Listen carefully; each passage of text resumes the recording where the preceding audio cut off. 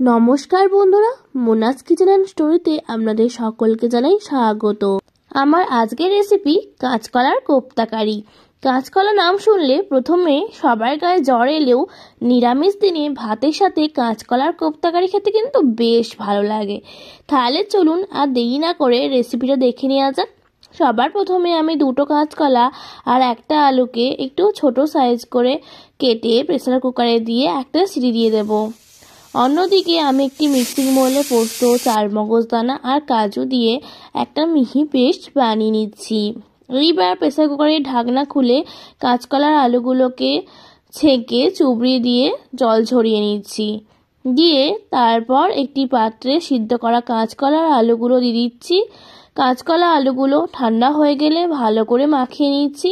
তারপর তার সাথে এক এক করে দিয়ে দেব নুন, হলুদ গুঁড়ো, ঝাল লঙ্কার গুঁড়ো, কাশ্মীরি লঙ্কার গুঁড়ো, একটু ভাজা মশলা আর গরম মশলা আর একটু আদা বাটা আর 2 চামচ মতো বেসন দিয়ে খুব ভালো করে সব কিছুকে মাখিয়ে নিচ্ছি। এইবার দু হাতে ভালো করে তেল মাখিয়ে ওই মিক্সচার থেকে একটু একটু করে নিয়ে গোল গোল কোপ্তার শেপ দিয়ে দিতে হবে। এইভাবে সব কোপ্তাগুলো হয়ে গেলে কড়াইতে সর্ষের তেল গরম করে সব কোপ্তাগুলোকে একটু ধীরে সুস্থে সময় নিয়ে ভেজে নিতে হবে লো টু মিডিয়াম ফ্লেমে। তারপর কড়াই থেকে কিছুটা পরিমাণ তেল তুলে নিয়ে ফোড়ন দিচ্ছি তেজপাতা, শুকনো লঙ্কা, গোটা জিরে, লবঙ্গ, এলাচ আর দারচিনি। ফোড়ন থেকে সুবাস বেরোলে টমেটো পেস্ট দিয়ে কষিয়ে আদা বাটা দিয়ে একটু কষিয়ে নেব।